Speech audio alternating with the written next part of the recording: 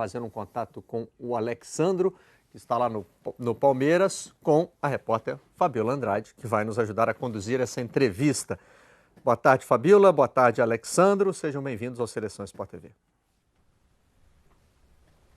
Oi, Barreto. Boa tarde para você, para todo mundo aí que acompanha a gente no Seleção. Pois é, tô aqui com o Alexandro, 19 anos de carreira, mas viveu em 2016 o momento mais triste, né? O caso do doping dele, que não era doping, que ele conseguiu provar a inocência dele. E aí ele voltou numa partida da Copa do Brasil e o primeiro jogo do brasileiro foi agora, esse, contra o América. E o cara entra no segundo tempo e faz um gol. Alexandro, chorou depois? Boa tarde para você. Me emocionei bastante, né? Boa tarde a todos, Barreto, todos aí da seleção. E abraço, recado dado do LED, ainda consegui pegar aqui o abraço dele, então um abraço pro LED também. E voltar muito feliz, né? Voltar podendo fazer gol, voltar podendo ajudar a equipe numa reta final tão importante. Então, tô oscilando em momentos de tristeza com momentos de alegria, né? E esse jogo para mim também foi mais ou menos isso, de entrar, voltar a jogar um Campeonato Brasileiro, poder aumentar minha marca dentro do Campeonato Brasileiro em gols e também ajudar o Palmeiras aí nessa reta final, que é o objetivo principal. O Alexandro que tem contrato até o final do ano aqui no Palmeiras. Alexandro, 12 jogos sem perder. A última derrota você não deve nem lembrar, dia 31 de julho para o Botafogo. O que esse Palmeiras tem? Acho que o diferencial, eu falei na saída desse último jogo agora, nós estamos jogando cada partida como se fosse uma final de campeonato pra gente, né? E o Campeonato Brasileiro é uma competição muito difícil, são grandes clubes, mesmo às vezes até aquele clube que está numa situação como o do América estava, né? Uma situação ruim na tabela, na última colocação, mas nós vimos que é um jogo difícil, como jogar um clássico, né? Então o Campeonato Brasileiro é uma competição muito difícil. E eu acho que o que está fazendo a diferença para nós é entrar cada partida entendendo o adversário, entendendo o que a gente quer do jogo e jogando como se fosse uma final. Então está dando muito certo, a invencibilidade continua. E é lógico que nessas últimas 9 rodadas a gente vai precisar jogar 9 finais de campeonatos para que a gente possa ir no final ser campeão.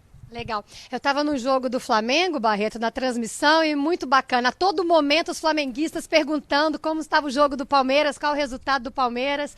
É uma fase boa do campeonato, né? Se bobear vai ser assim pelas próximas 9 rodadas, né? De um lado e de outro. Um perguntando o resultado do outro, e ainda considerando o Atlético, né?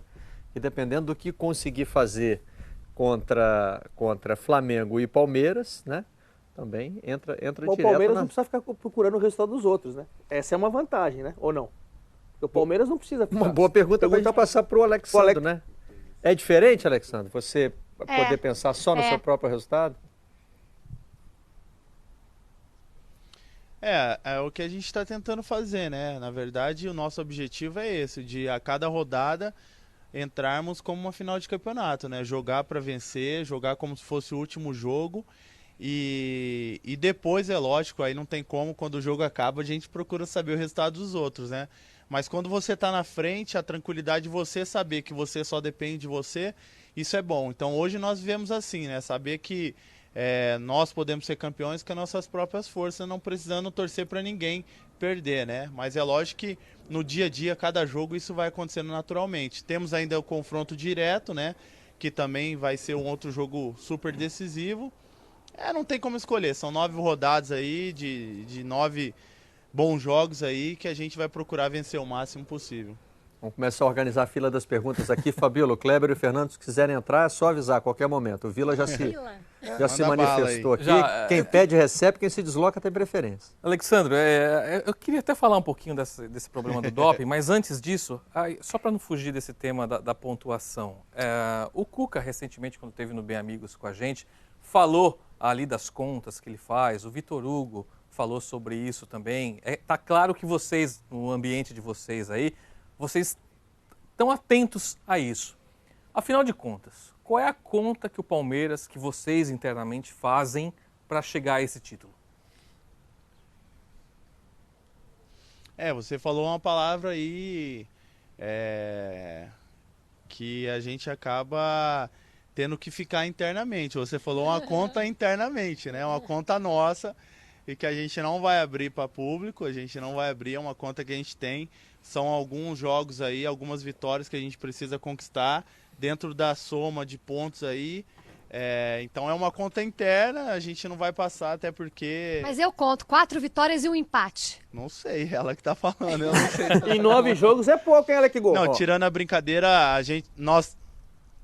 nós temos um cálculo mesmo interno entre nós jogadores e comissão técnica, traçado já, o objetivo traçado de X vitórias, e então vamos buscar isso, mas infelizmente vocês sabem que eu sou um cara muito transparente, mas essa eu não posso soltar. Pela conta de vocês, o título vai chegar, a briga pelo título chega à última rodada?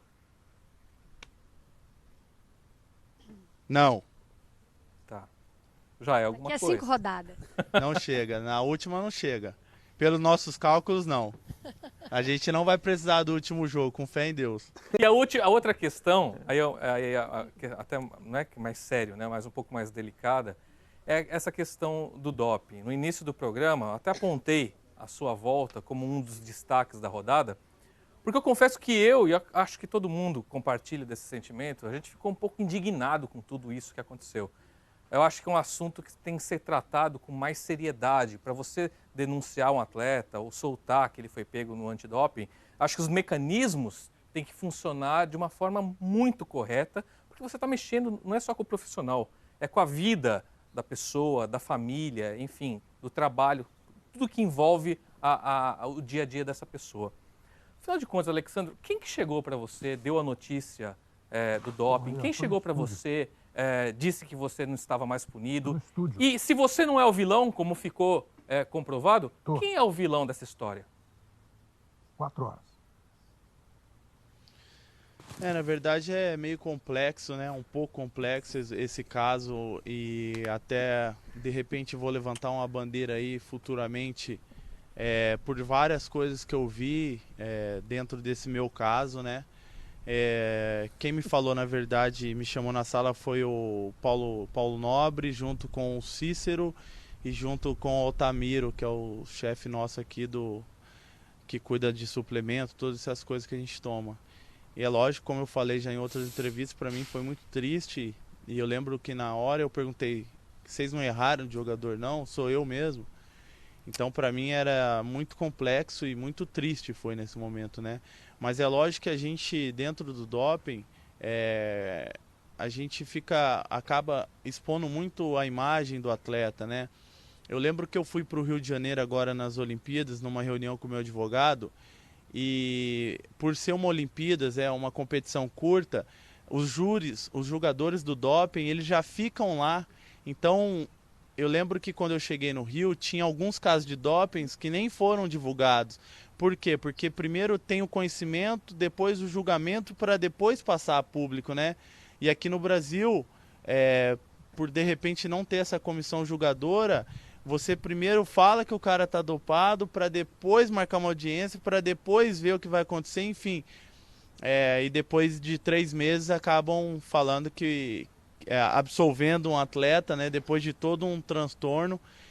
E então de repente eu vou levantar essa bandeira aí porque eu vejo muitos casos de dopings aí de atletas até que não têm condições financeiras de contratar um bom advogado, como foi o meu caso. Graças a Deus eu tive um bom advogado, eu tive que contratar um bioquímico para passar o caso do meu próprio bolso. Então outros atletas não teriam essa condição de fazer o que eu fiz. Então eu fiquei me imaginando o seguinte: eu poderia estar cumprindo hoje 2 anos de suspensão, né? Se eu não tivesse a condição de ter pagado um bom advogado, de ter corrido atrás dos meus ideais, ter encerrado de repente a carreira. Então é um caso muito complexo que a gente tem que rever bastante. E eu como atleta, eu acho que por mais que a nossa classe de atleta, isso eu posso falar publicamente e não tenho medo de falar, é uma classe muito desunida, eu acho que de repente nesse momento desse caso isolado de doping, de quase ter ficado 3 meses, de quase ter encerrado uma carreira, eu poder levantar uma bandeira e, se Deus quiser, aí os casos de dopings no Brasil, principalmente no futebol, que possa ser olhado de uma forma diferente ou que possa ser julgado de uma outra forma.